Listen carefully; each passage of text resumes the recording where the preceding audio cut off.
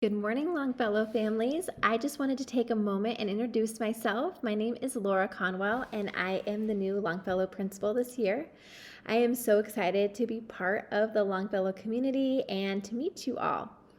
As we all know, this year is going to look different at Longfellow for many reasons, but there are some things that we know will stay consistent. And one of those is that we are still a community and we are going to continue to work together to make the best possible situation out of any circumstance. So, we have had a lot of questions regarding the difference between the remote learning model and the blended model. So I wanted to take a moment today and just explain the two so that you can make an informed decision about your son or daughter and which track you would like them to start the school year in. So first of all, for our remote learning this year, it will look different than it did in the spring. In the spring, we were in more of a crisis mode and we were doing the best that we could with what we knew. We know a lot more now and we've gotten a lot better at remote learning. And so for remote learning, you will be expected to have synchronous or live learning as well as asynchronous learning or kind of independent learning on your computer or device. So for the live learning, synchronous learning, there will be assigned times that students will meet with their teacher at an in-person lesson. Those times will be outlined at the beginning of each week, so you can plan your week around those times. Then assignments will be added to our learning management system platform, and students will be able to do the assignments once the teacher opens them after the learning has occurred.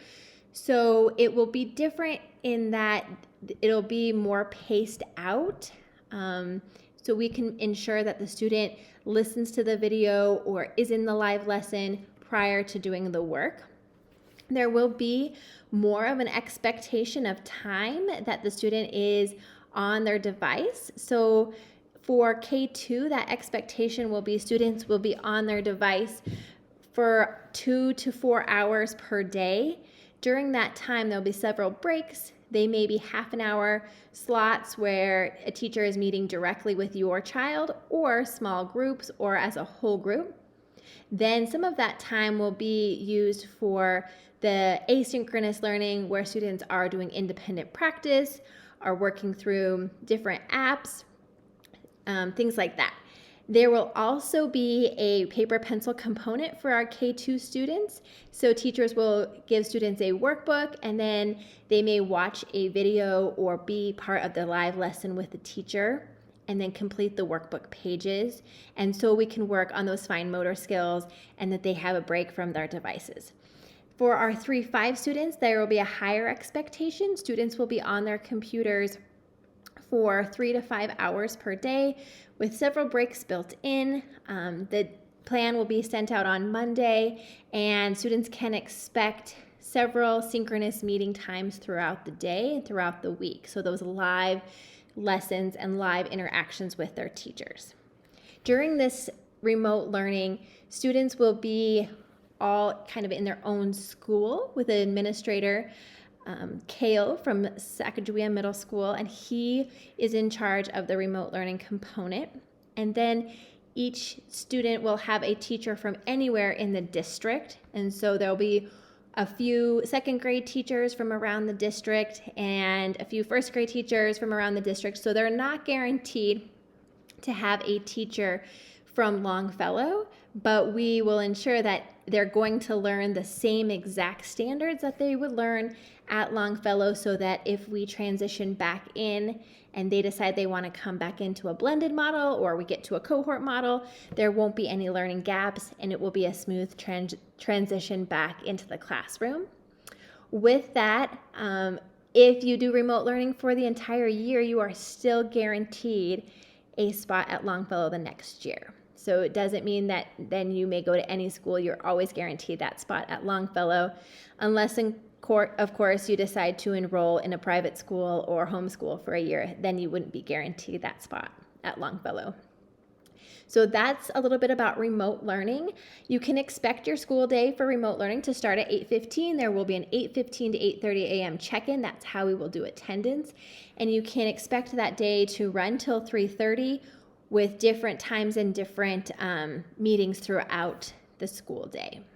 If you have further questions on remote learning, please send me an email or give me a call, and I'd be happy to answer your questions. For the blended model, it will look a little bit different because we'll have more of that in-person time with your child. So depending on your last name, they will come to school either on Monday, Tuesday, or on Thursday and Friday. We have sent out emails explaining that if those days don't work for you, please fill out a form from Karen and we will try our best to make accommodations for your family.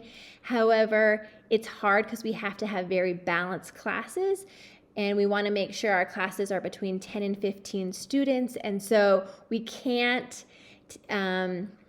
support every request, but we're going to do our best to make it work for your family.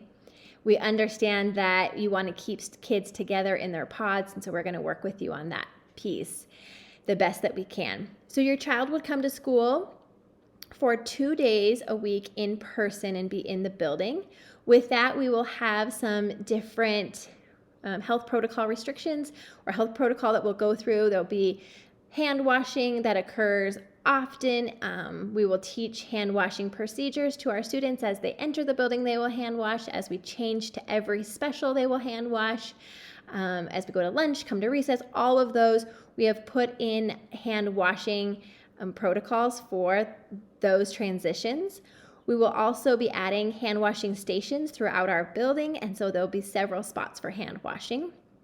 We are asking each student to carry hand sanitizer on them, a small bottle of hand sanitizer, but we will also have plenty of hand sanitizer in our classrooms. We are asking each student to wear a mask to school every day. As they enter the building, they will have as they line up, they'll have their mask on. They'll enter the building with a mask.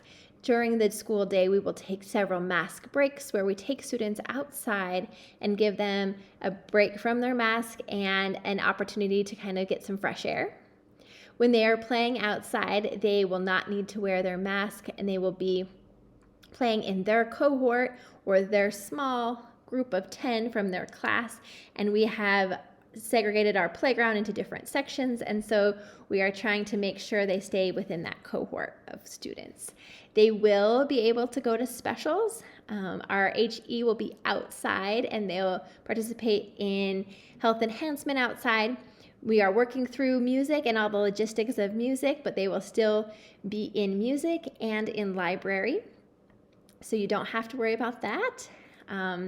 And then on the days that they're not in our building, they will still engage in both synchronous and asynchronous learning, meaning that there will be live lessons that students can attend with their teacher or with our support staff, and there'll be activities and lessons they will be doing independently.